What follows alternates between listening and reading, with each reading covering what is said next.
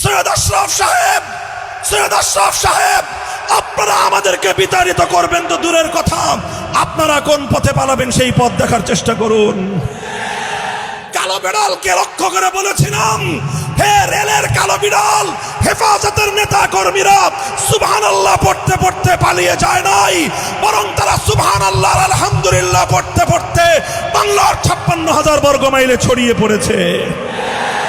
বিপ্লবের নতুন ভিত তৈরি হচ্ছে। হেফাজতের নেতা কর্মীরা 13 সালে সারা বাংলাদেশে ছড়িয়ে পড়ে 2024 সালের জুলাই মাসে আবার তারা ঢাকার রাজপথ দখল করেছিল। হে আলামিন পরিষদের এই লক্ষ জনতার ইসলামী মহাসম্মেলনের গৌরবদীপ্ত মুজাহিদিনরা, আমি তোমাদের কাছে জিজ্ঞাসা করতে চাই, যে হাত তোমার বোন, তোমার কন্যার ইজ্জত লুণ্ঠন করার জন্য এগিয়ে আসবে, সে হাত আমরা ভেঙে গুড়িয়ে দিতে চাই, ভেঙে গুড়িয়ে দিতে চাই। আমাকে যারা জুনায়েদ বাবুনগরীর সৈনিক মনে করত, আমি সেই ইসলাম বিদ্বেষী চক্রের সামনে স্পষ্ট ঘোষণা দিতে চাই, আল্লামা জুনায়েদ বাবুনগরী চলে গেছেন, মুহিবুল্লাহ বাবুনগরী আছে। মামুনুল হক যেরকম জুনায়েদ বাবুনগরীর দক্ষিণ হস্ত ছিল, মামুনুল হক আল্লামা মুহিবুল্লাহ বাবুনগরীর সৈনিক হিসেবে ভূমিকা পালন করে যাবে। হে জুলাই যোদ্ধার সন্তানেরা, যারা জুলাই আর আগস্ট জুড়ে গোটা বাংলার মাটিতে আকাশ বাতাস মুখরিত করে স্লোগান তুলেছিলে, দিল্লি না ঢাকা, আবার স্লোগান তুলো, দিল্লি না ঢাকা, দিল্লি না ঢাকা।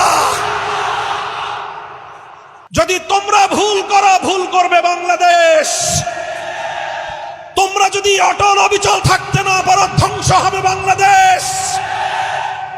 তোমরা যদি অবিচল এবং অটল থাকতে পারো, রক্ষা পাবে বাংলাদেশ। সোনার বাংলাদেশ দেখা শেষ, নতুন বাংলাদেশ দেখা শেষ, সবুজ বাংলাদেশ দেখা শেষ, ডিজিটাল বাংলাদেশ দেখা শেষ। এবারের বাংলাদেশ হবে ইসলামের বাংলাদেশ, খেলাফতের বাংলাদেশ।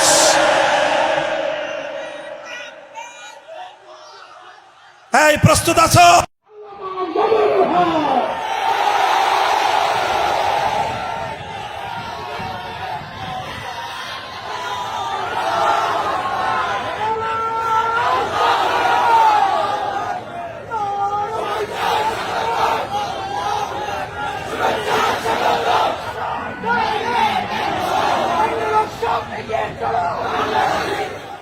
আমি আপনাদের সামনে আপনাদের একজন দিনী ভাই, গায়রাতে ইমানিয়া থেকে এবং আমাদের আকাবির এবং আসলাফ পূর্বসূরীদের কর্মধারা, তাদের মানহাজ, তাদের মাসলাক, এই জাতীয় বিষয়গুলো নিয়ে আমাদের বর্তমান প্রজন্মের জন্য কিছু রাহনুমাই, কিছু দিক নির্দেশনা নিয়ে পর্যালোচনা করব। নিজের পক্ষ থেকে কোনো কথা বলার ইচ্ছা আমি রাখি না। আমরা আমাদের সালাফের একটা খুব প্রসিদ্ধ কথা, আমাদের যারা এলেম নিয়ে, উলামাদের কথা নিয়ে, তারিখ এবং ইতিহাস নিয়ে আমরা যারা আলোচনা করি, পর্যালোচনা করি, আমাদের কাছে একটা মাকুলা, একটা বর্ণনা খুবই প্রসিদ্ধ আছে। হযরতে হাসান বসরি রহমতুল্লাহ আলাইহির একটা সুপ্রসিদ্ধ কথা, লাউ আন্না আহলাল ইলমি সানুল ইলম ওয়া ওয়াদাউহু ইনদা আহলিহি লাসাদু বিহি আহলা জামানিহিম, যে যারা আলেম, আল্লাহ পাক রব্বুল আলামিন যাদের কাছে আসমানি ইলমের আমানত দান করেছেন, সেই ওলামারা যদি তাদের এলেমের সম্মান রক্ষা করত,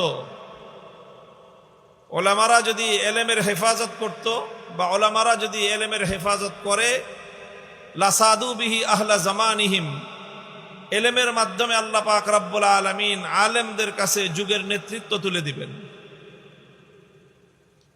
ওয়ালাকিন বাযালুহু লি আহলিদ দুনিয়া লিয়ানালু মিন দুনিয়াহুম ফাহানু আলাইহিম, কিন্তু যুগে যুগে দুর্ভাগ্যজনকভাবে যারা ইলমের দিকে মানসুব, মুনতাসিবিনা ইলাল ইলম, যাদেরকে আলেম বলা হয়, আলেম হিসাবে সমাজে যারা পরিচিত, সেই আলেম শ্রেণীর মধ্য থেকে কিছু মানুষ এমন তৈরি হয়েছে, তারা এলেমটাকে দুনিয়াদারদের কাছে বিক্রি করে দিয়েছে দুনিয়া হাসিল করার জন্য,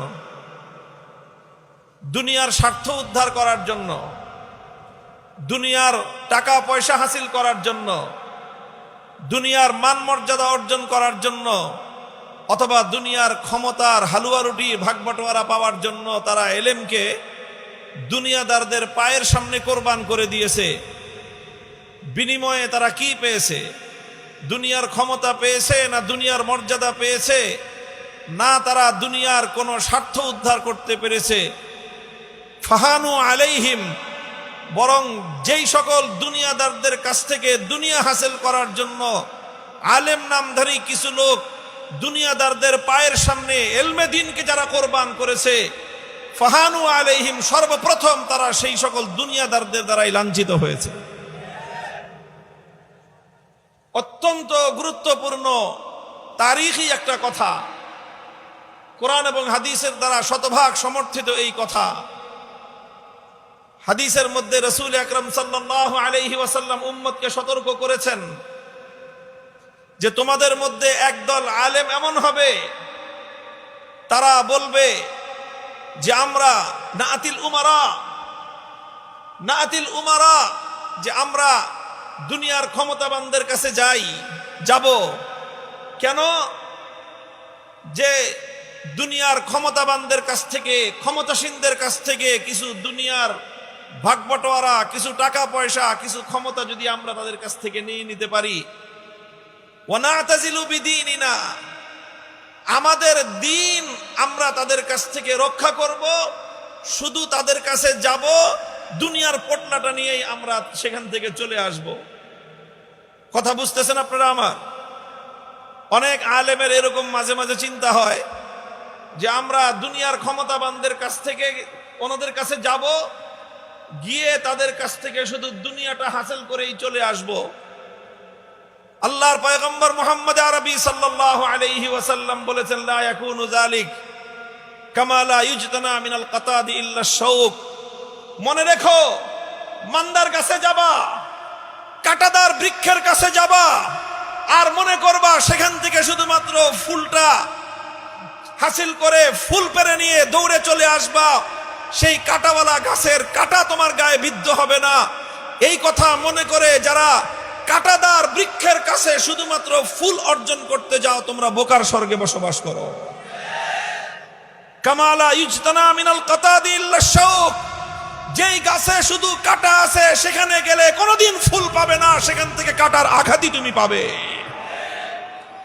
মুহতারাম হাজিরিন, আজ আমরা এমন একটা ঐতিহাসিক সময়ে উপনীত, এই সময়ে বিশেষ করে এই বাংলাদেশের সরজমিন, এই বাংলা আমাদের অতীত ঐতিহ্যের বাংলাদেশ, শত শত বছর ধরে যে বাংলার মাটিকে আমাদের পূর্বসূরীরা প্রথমে নিজের মাথার ঘাম পায়ে ফেলে মাথার ঘাম দিয়ে মাটিকে সিক্ত করেছেন, তারপর রাতের অন্ধকারে মাটিতে চোখের অশ্রু দিয়ে মাটিকে সঞ্জীবিত করেছেন, এরপরে মাটিতে বুকের রক্ত ঢেলে দিয়ে মাটিকে উজ্জীবিত করেছেন।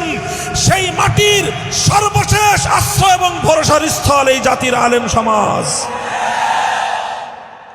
হে জাতির আলেম সমাজ, বিশেষ করে বাংলার প্রাচীনতম দ্বীনি ইদারা উম্মুল মাদারিস হাটহাজারী মাদ্রাসা এবং এই হাটহাজারী জনপদ এবং এর সাথে সংশ্লিষ্ট বাংলার আলেম সমাজকে, তালেবে ইলমদেরকে আমি স্মরণ করায় দিতে চাই, তোমাদেরকে নিকট অতীতের ইতিহাস স্মরণ করিয়ে দিয়ে বলতে চাই, যদি তোমরা ভুল করো, ভুল করবে বাংলাদেশ।